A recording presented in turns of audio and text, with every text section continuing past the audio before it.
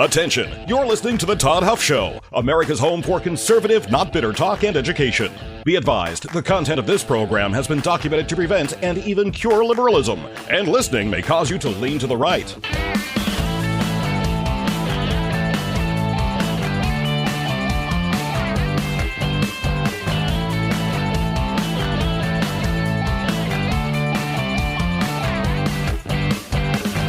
And now, coming to you from the Full Suite Wealth Studios, here's your conservative but not bitter host, Todd Huff. My friends, do not be dismayed. Do not be you can be disappointed. Do not be crushed here after what happened yesterday. It was not a good day for Republicans politically, but this is the battle that we find ourselves in. This is far from over. And I want to talk about this today. I want to talk specifically about the virtual communist that has been elected in New York City today, Zohran Mamdani. I want to play some of his victory speech. It leads me to talk, at the core of what I want to get to, when I do this show, when you go back to the days of when I was brainstorming this show or when I was on the horse farm as I was listening to talk radio, I remember, this is a long time ago now, 25 plus years ago, I remember having mock interviews in my head that even though the people that I was interviewing as I was trimming that fence line or painting that fence may be different today than they were 20 some years ago. The questions and the thoughts that I have, they can be traced back to when I was doing those mock interviews in my mind as a horse farmer on the fence listening to talk radio and so forth. But when I thought about this show and what I wanted it to be, I always wanted it to be about ideas. I always wanted to be able, and today is great for me because this is an example of being able to talk about what has happened. And on the one hand, I hate that it has happened. I hate that New York City has elected a quote-unquote Democratic socialist mayor because it's going to cause problems. The chances of this working, hear me say this, what are we, November 5th, 2025 here on today's program, hear me make this proclamation. There is 0%. I literally mean zero. I'm a guy who thinks in terms of probability a lot. I think when I'm watching a Pacers game and the Pacers are down 23 points with 7 minutes to go or whatever, I think in terms of probability. I think some people just turn it off and they end up missing some of the greatest comebacks in history, of which the Pacers had quite a few last season. But I think in terms of probability, yeah, are they going to lose in probability? Sure. Is there a chance they could win? Yeah. So it's never fair to say a 0% chance in the world of sports. I mean, if there's 3 seconds left and you don't have the ball and the clock's ticking, sure. But short of that, there's never truly a 0% chance until the game is over. Hear me say this. There is a 0% chance, and I mean literally 0% chance that what New York just did by electing Zohran Mamdani is going to work. I mean, if he does what he says he's going to do, the chances of things improving for New York is literally zero. Now, you'd say, well, Todd, that's not possible. You just told us, that the game's not over. But see, the game is over.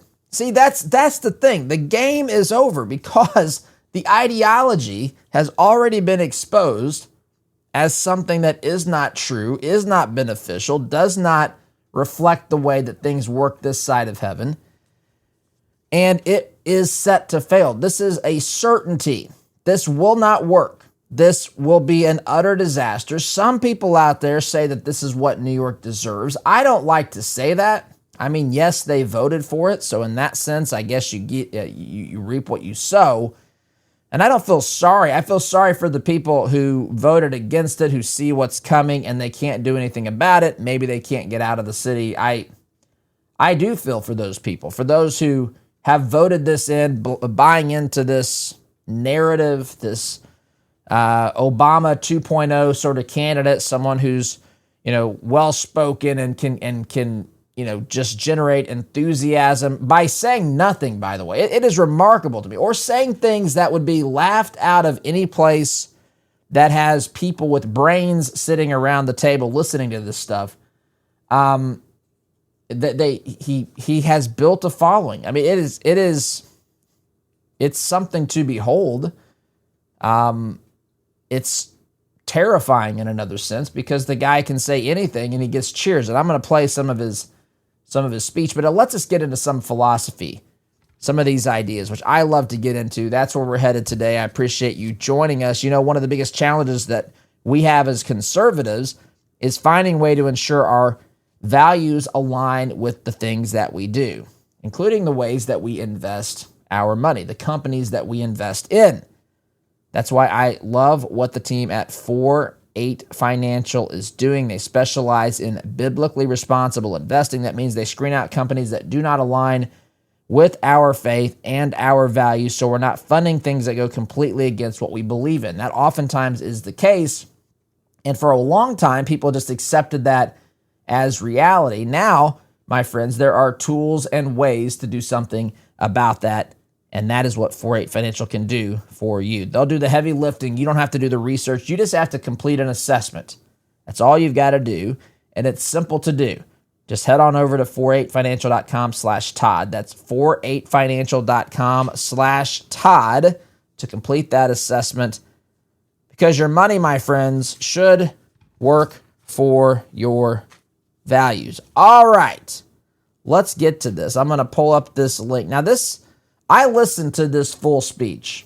Oz heard it too. I heard Oz roll her eyes a few times as she was overhearing Zohran Mamdani during his victory speech last night in New York City as he won the mayor's race. Now, the final tally here, well, I guess I'm looking on screen here. Mamdani won by about 200,000 votes. He had over 1 million. Cuomo had under 900,000.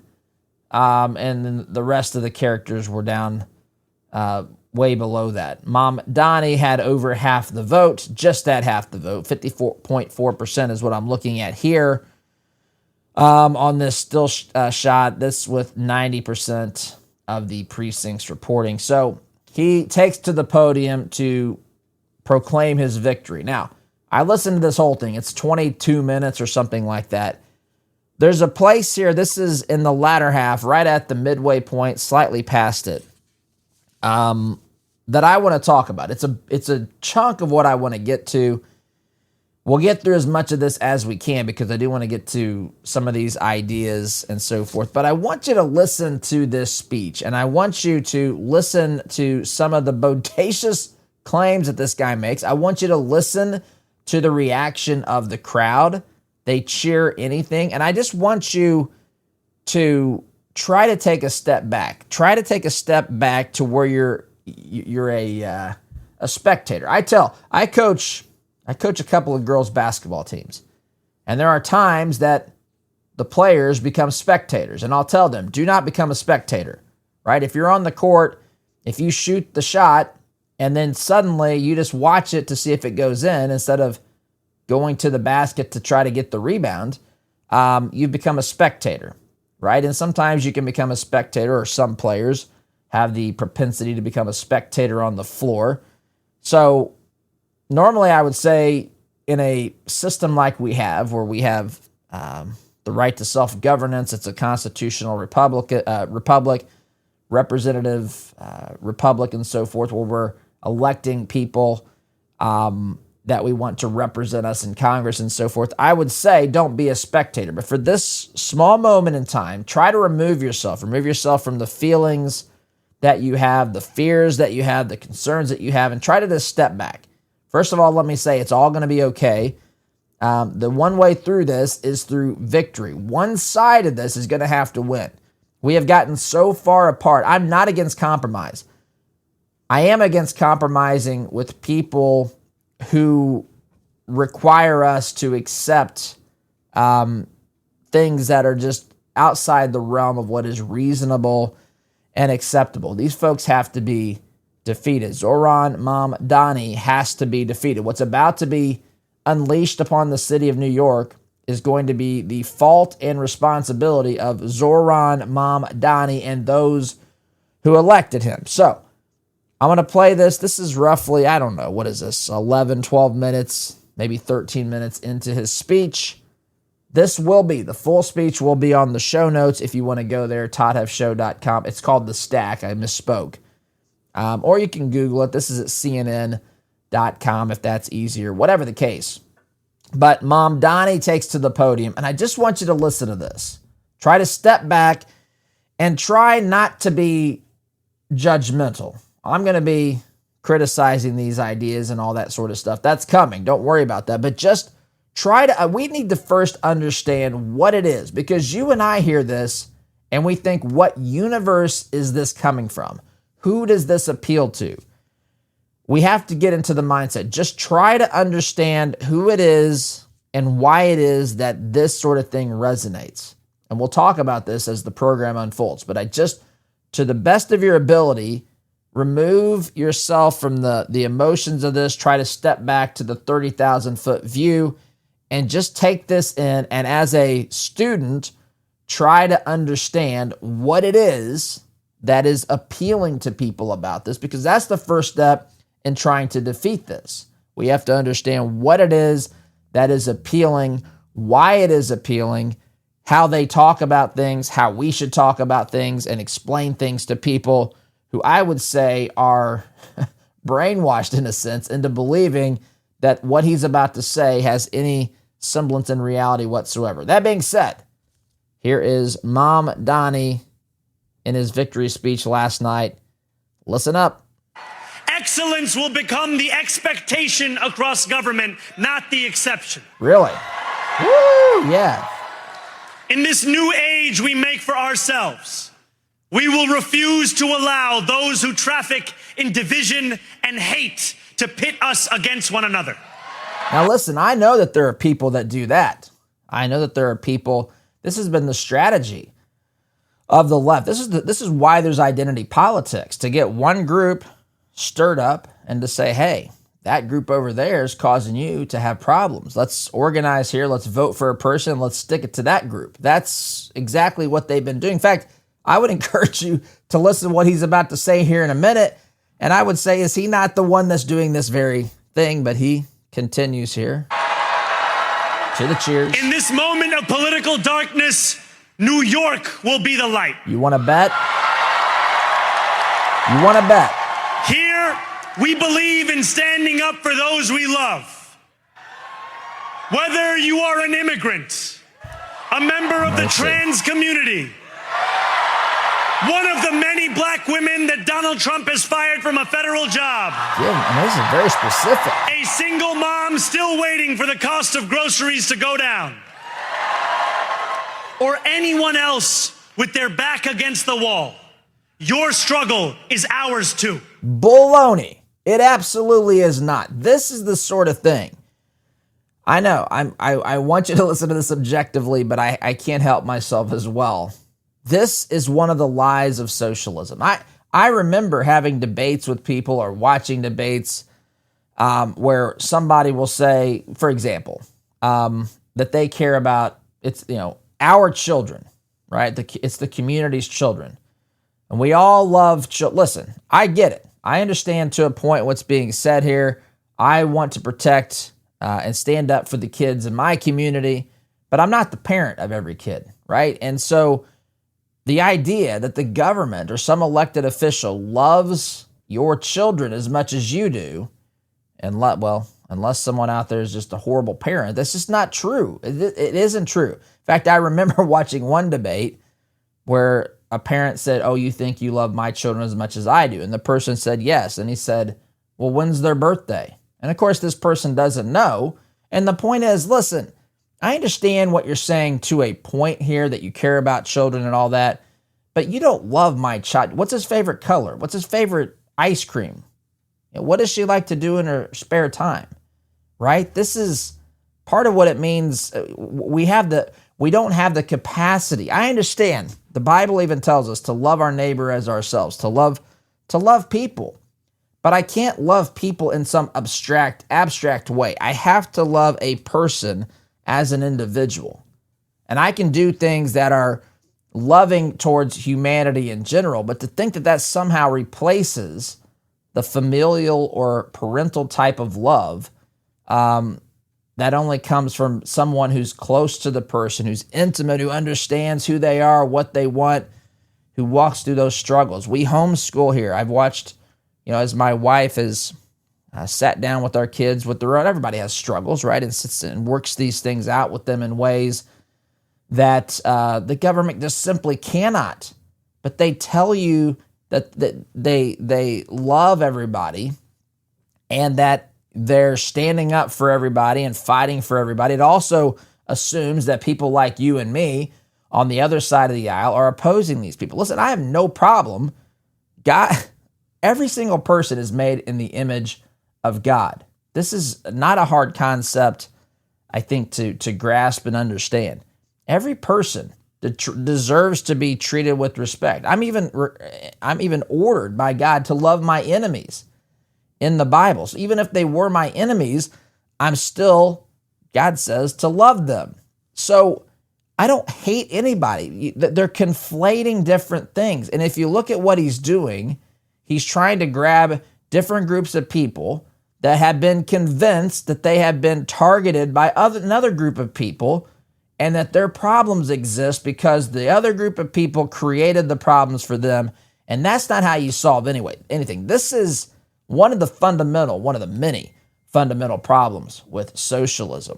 It's remarkable to me. I've said on this program before, socialism or this sort of mentality teaches us that everyone is collectively responsible for everything, but no one is individually responsible and accountable for any specific thing that they've done. And it is that's the inverse. That's the opposite of how we are to live our lives. I'm not responsible for the decisions and choices of other people. I'm responsible for me.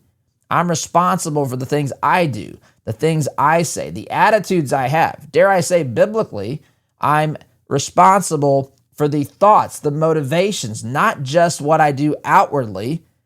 And it's good sometimes to bite your tongue, but it's even better to not have to bite your tongue because your heart has been renewed by your Savior. And listen, this stuff appeals to people because it says someone else is responsible. Someone else hates me. Whatever struggles I face is because of some other group and again, it's always some nameless, faceless group. Now they have certain characteristics. They're white men or whatever. So if you see a white man walking down the street, you're supposed to hate him, but you don't know why you're supposed to hate them. Look, there are some bad people out there. Bad people who are white, bad people who are every color, whatever. But the idea that this is appealing and at its root, substantive, considered substantive by people is crazy. But it is. He continues here, though, Mamdani at the microphone. And we will build a city hall that stands steadfast alongside Jewish New Yorkers and does not waver in the fight against the scourge of anti-Semitism. Where the more than 1 million Muslims know that they belong. Not just in the 5 boroughs of this city, but in the halls of power. No more will New York be a city where you can traffic in Islamophobia and win an election. All emotion. Listen to the crowd cheering. This new age will be defined by a competence and a compassion that have too long been placed at odds with one another. We will prove that there is no problem too large for government to solve and no concern too small for it to care about. Now, that's what I wanted to get to. There's a lot of troubling things about this. Notice the cadence. Notice the emotion, this, one of the biggest, I think, misunderstandings in modern politics is that, I long for this to be about ideas, and it's ideas that are actually being voted on. But what you end up having are people, you have vehicles who are delivering the message. And the message is oftentimes not about the idea. The message is about creating an emotion. And then once you have the emotion, you can just push whatever idea because you've got the heart of the person. When you've got this connection, they're cheering for things. Listen, I'm not saying everything he said is bad. That's not my point. What I'm saying, some of it is, by the way, but what I'm saying is that he's not even talking about any substance here. He's talking about groups of people. We got a single black mother. I've got, the Muslims. I've got Jews. I've got this group. I've got that group. And what the unspoken words are here, the unspoken intent of this is to say, I've got your back because someone else has created problems for you. And you know what? Sometimes people have created problems for individuals within these groups. But the problems we should be addressing are when someone is directly responsible for causing harm to someone else, they should face the consequences. By the way, these are the folks that the left often wants to protect from having to face the consequences in our criminal justice system, making excuses for them all the way home as where they end up. And they do this again with the mentality that says we're all collectively responsible in some sort of way for the actions of an individual, but no one is responsible for the actions of himself. It's a scary place to live, but this is what New York City is going to be. And I want to take what he just said there as a springboard to talk about some political philosophy, some ideas, some things that I think matter even more than the content of this stupid speech, because it exposes what these folks believe. And I'll re-cue that up and play that on the other side of the break, and we'll talk about it. But before I get there, my friends, MyPillow is excited to announce that they are having their biggest 3-in-1 sale ever. You can find out more information about that at mypillow.com, mypillow.com. Use promo code Todd, and you will get your special pricing and discounts on virtually everything on that store, including this 3-in-1 sale that you can access on the website, mypillow.com, promo code Todd. I've got to take a quick time out, my friends. You're listening here to Conservative, Not Bitter Talk. I'm your host, Todd Huff. Back in just a minute.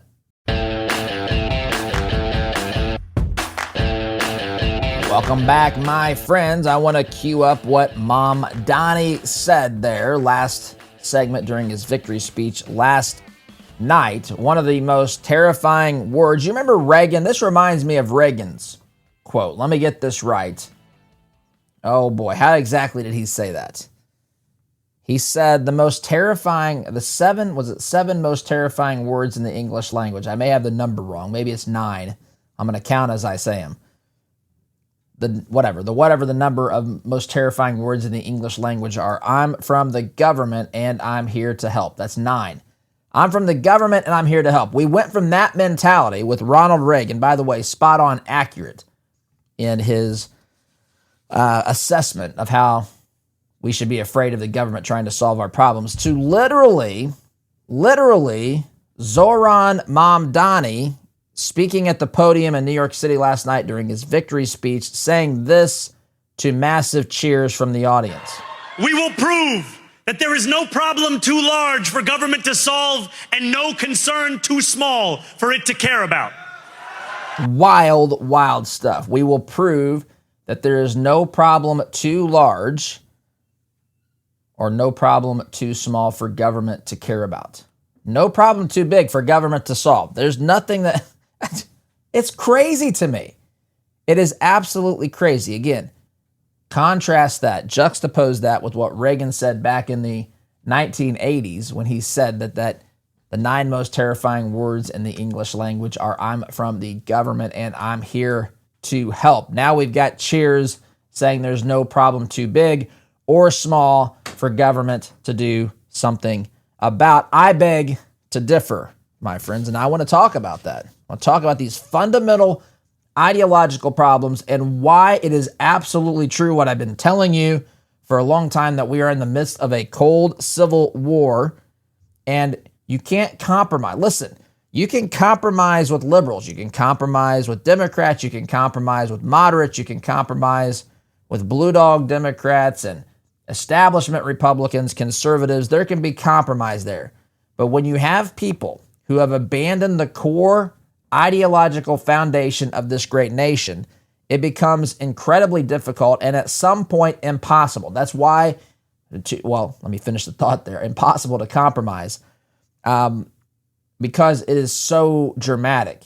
I mean, is the compromise between total government control, the compromise with someone, I should say, who wants total government control of the economy, is it half control? Is that acceptable? See, we have to defeat this. This is not something you can compromise with, and that's not something they want to compromise with us on. They'll say it at the podium, but the truth is they're incompatible. At some point, these are philosophically incompatible ideas. The idea of liberty, the ideas upon which this country was built, and what Mamdani is talking about here, that there is no problem too big for government to solve and no problem too small for it to care about. What on earth is going on here? Now, I knew this, you knew this, but to hear someone saying this from the podium, it is wild. I mean, it really and truly is wild, my friends, and I want to talk more about it. But before I do that, if you're curious about Kratom, you might have heard me talking about it. If you're looking for honest answers before you try anything, it's completely understandable. In fact, I would tell you to make sure you understand the product before you jump into trying it. Do some research, but you're invited to the weekly tea talk from Christopher's Organic Botanicals. It happens every Thursday night. That's tomorrow night, 7 p.m. Eastern. No pressure or sales pitch, anything like that. Just real conversation about, the issues surrounding Kratom, how it's used, how to stay safe, what to avoid, those sorts of things. Christopher's Organic Botanicals believes education should come first.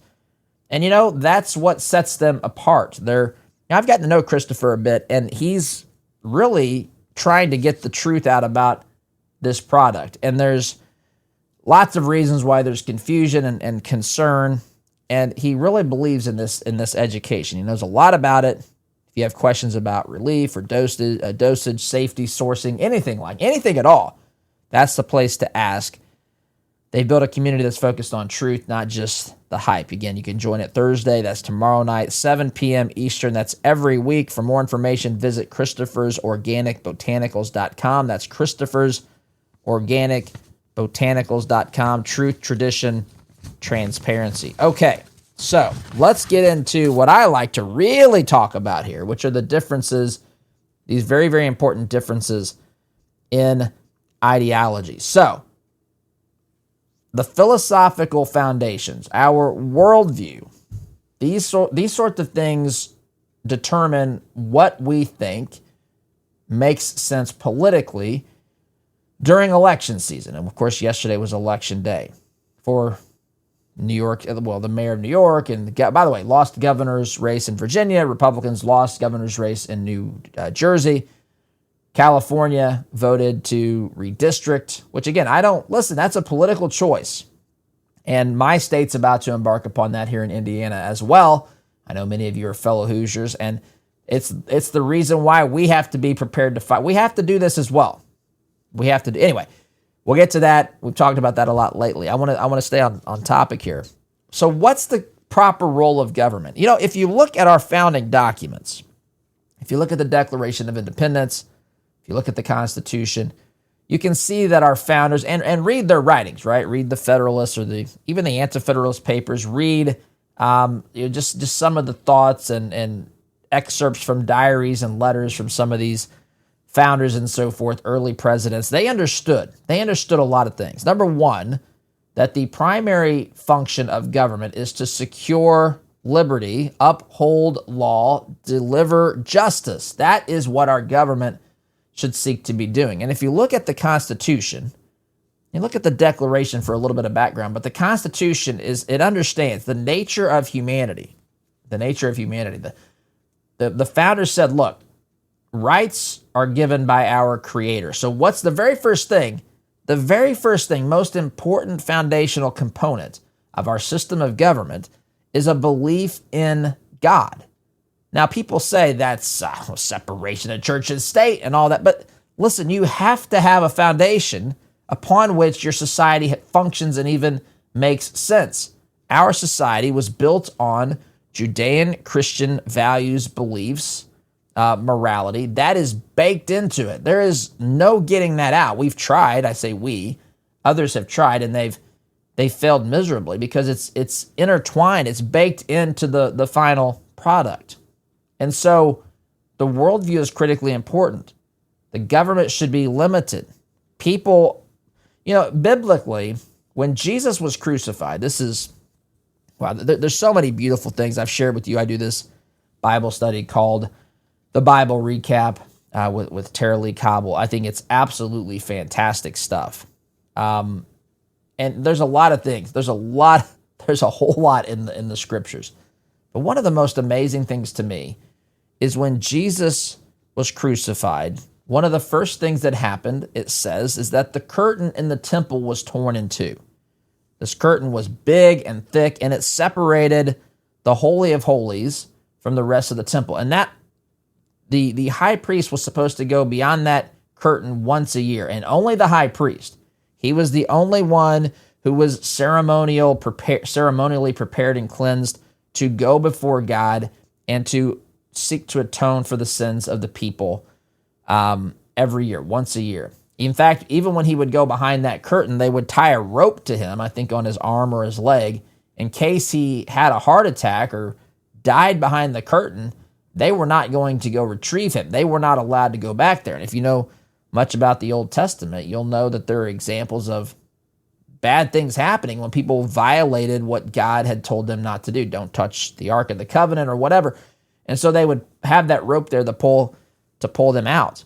Well, that curtain was torn in two. And what did that mean? Why did those words even put there? Well, they're put there because what it signified was that what the work that Jesus just did on that cross tore down the need for that curtain. What happened on the other side of that curtain? No longer did humanity need a high priest to stand between them and God, because Jesus had done the work on the cross, the perfect sacrifice for our sins. There no longer was that burden, or that, I should say, barrier between us. And so the same is true. Our founders would say, the government doesn't stand between you and your God, you and your choices. You live out your life as you see fit. Your freedoms come from Him, the Creator. They don't come from a bunch of people in Washington, D.C., or your state house or anywhere else. They come from God. You can live freely. You have those rights that are given to you. The government exists to secure those rights and make sure that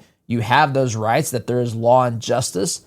And there's some basic functional things that the branches of government does, and it's clearly outlined and put into place. But it is a limited government because the government doesn't exist to be all these other things. Your government is not God. I've said on this program before, the left believes that government is God. They do. I've had them tell me that. I've had some tell me that it is the closest thing they have to religion, that politics is, which is mind-boggling to me. And that leads to some candidate like Zohran Mamdani. I've got to take a break, my friends. Long this segment, back in just a minute. Welcome back, my friends. Third and final segment. This is the day, by the way. We've reduced, because of some new things we're doing and some changes. We've cut down to 1 hour of the Toddcast today, and who knows, that might change at some point. There might be bonus content for Inner Circle Plus members at some point. I don't know. We're working through that. But this is a day that I could talk about. I could talk about this for a long, long time, and I just don't have the time. Unfortunately, I'm going to do my best here to continue what we talked about last segment, because I think this, of all the things going on out there, all the things that are happening, in this country. I think that understanding these major differences between the ideologies, between the worldviews that fuel these political movements and parties, this is critical to grasp and to understand. So that's what I want to get to in the time we have remaining. But friends, maybe you've reached that stage where managing your money feels like juggling more than just numbers. There's tax planning, estate work, investment choices, a whole lot more. That's when family office services can really make a difference. Full Suite Wealth brings all those pieces together into one cohesive strategy. Their family office services gives you access to a coordinated team with advanced option strategies, private equity, private credit, and legal expertise. All those things, my friends, under one roof with Jason and his team at Full Suite Wealth. It's about simplifying your financial life, planning for the future, making sure your legacy stays strong for generations to come. Ready for that next level of support? If so, visit fullsuitewealth.com. That's fullsuitewealth.com. Build your legacy, secure your future. Okay. Talking here about the differences between the mindset that says Reagan, again, juxtaposing Reagan's comments that said the 9 most terrifying words in the English language are "I'm from the government and I'm here to help." Comparing that to what Mamdani just said, who said that there is no problem too big for government to solve or too small for government to care about. See, this is a perfect example of government trying to fill the void of, well, the human need for God. That is exactly what is happening here. Government is not your provider. Government is not designed to fix all of your problems. Government is designed, again, to secure your liberties, to ensure law and order, to ensure justice. If someone directly harms you, that person should face the consequences of that and deal with the repercussions. But government is not there to try to figure out who is responsible for whatever struggle that an individual is dealing with and then come up with some policy or plan to make it right. But it sounds so good. It sounds so good. And if you think about it, this is government trying to fill the role of God. This is government trying to seek out vengeance, if you will. The Bible says, "Vengeance is mine," declares the Lord. The government shouldn't be out there seeking to promote vengeance and so forth.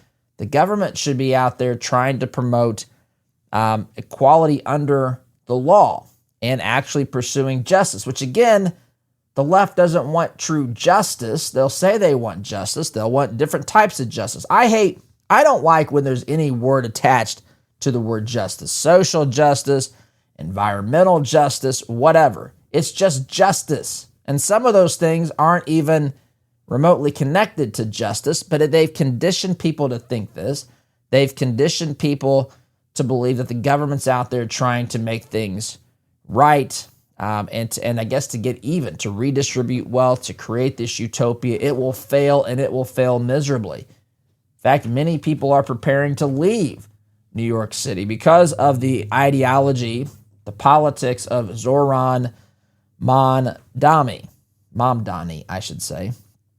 So, socialism always fails. Always. 100% of the time. And just because, you've heard me say this if you've listened to this program for long, but just because you tack the word democratic on the front of it, which is again is another little subtle trick that's used by the people who are talking about protecting our democracy. Now they tack the word democratic in front of socialism, and now they say, look, we're here. If we got the 50% plus one, if we have the majority, then we can basically do whatever we want. We can take something that belongs to one person and give it to another, and the audience applauds.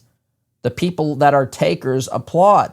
The people who are desiring big government applauds. The people who are desiring a government take the role of our creator, of our God, applaud. That's what's happening in this morally bankrupt ideology and worldview. You always run out of other people's money, though. That's why our founders also said liberty was the objective. The smallest minority, by the way, is the minority of the individual. One person. That's why you have rights that you are secure in. You should be secure in that you've been given by your creator, that our government should help secure and make sure all people have that. But instead, what we have is some perversion of that to now where we say, well, we're going to take from the smallest group and give to the biggest group of supporters and voters I can have so I can win their votes and basically pay them off. This is anything but just and good and wholesome governance and politics, my friends. This is an ideological battle. This at its core, again, as I've said before, is a spiritual battle. Government is not your God. Government is not the benevolent force that many believe that it is. Government has done more atrocities, committed more atrocities than we can possibly talk about, especially in the time remaining, which is not much. Gotta go. SDG.